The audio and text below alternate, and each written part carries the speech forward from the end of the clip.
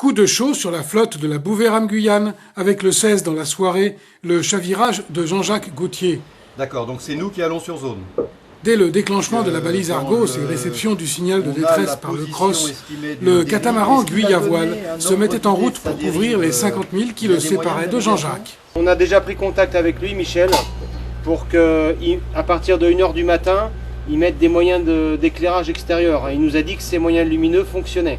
8 heures plus tard, l'équipage de Guy à voile était sur zone. En voulant prendre ma douche, j'ai pris le seau à l'avant du bateau. J'ai ouvert ma cabine avant et d'un seul coup je me suis retrouvé dans l'eau. Alors j'ai pas compris ce qui se passait et quand je me ressentis la tête de l'eau, mon bateau était à l'envers et j'ai entendu un gros bruit, c'est l'air qui chassait, j'imagine, d'avant. Donc j'ai nagé jusqu'au bateau qui me revenait dessus. Et je me suis calmé et puis je suis allé d'abord déclencher ma balise, comme à l'école. Et après j'ai mis le système en marche de Jimmy pour pouvoir pomper et essayer de retourner le bateau. Et là ça a été épique parce que ce qui a pris une demi-heure au port la dernière fois, laisse tomber. Je sais pas combien de temps ça m'a pris, mais à chaque fois je me ramassais la gueule. Et je me suis réchauffé à l'intérieur de la cabine, j'ai eu le médecin de Toulouse. Et puis après, vers 5h du matin, j'ai fait un petit malaise. Je me suis senti oppressé dans ma cabine et pas très bien. L'aventure de Jean-Jacques Gauthier montre également aux autres concurrents que même si l'océan et la météo sont cléments, il faut se méfier et conserver à tout moment les bons réflexes de sécurité, notamment pour l'ouverture des capots, le caplage d'une bouée de sauvetage ou d'un harnais et d'une longe.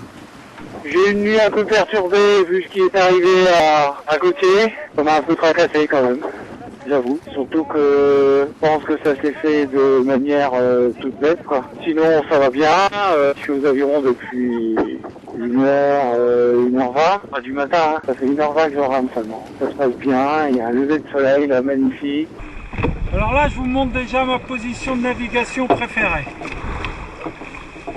Voilà. Là, je suis le roi du pétrole. Deuxième abandon avec Henri de Boulogne sur Innovatis, mais là pour raison médicale. Le skipper du team Esidentic jette l'éponge. Trop d'efforts dans ce début de course, un mal de mer qu'il n'arrive pas à faire passer, impossible de manger et de boire. Le skipper ne peut plus se réhydrater correctement et se sent trop faible pour continuer. Alors que la deuxième semaine en mer arrive à sa fin, certains commencent à sentir le poids des avirons et d'autres trouvent le rythme. C'est le cas pour Éric Lenné sur Twinéa, représentant de Bouvet, qui depuis le départ montre une belle constante dans l'effort et la gestion de sa course, toujours aux avant-postes. Il pointe actuellement en 4e position à environ 60 000 d'un Patrick Favre qui, après s'être recentré plus sud, tient toujours la tête de la flotte avec plus de 20 000 d'avance sur Patrick Oyo. Pas trop mal dormi, un peu mal de mer en fin de repas là, hier soir. Et là aujourd'hui, ça va. D'autres adaptent pour avancer des méthodes qui leur sont propres selon les conditions rencontrées. Bon, c'est vrai que j'ai perdu une rame, j'ai eu un petit coup de stress à un moment donné. Et puis depuis, ça fait 3 jours que je rame que d'un côté. Pour contrer la vague latérale, le vent latéral, et en fait c'est beaucoup plus ergonomique, beaucoup plus efficace. Donc je vais continuer comme ça, et puis dès qu'on retrouve des conditions un peu plus, je dirais, tranquilles, à savoir le vent dans le dos et les vagues de face, j'attaquerai avec les 2 avirons. Mais la Bouvet-Rame-Guyane ne fait que commencer, et c'est sûrement dans quelques jours que le temps, le vent, la mer et l'usure vont demander aux rameurs encore plus d'efforts, de constance et de prudence.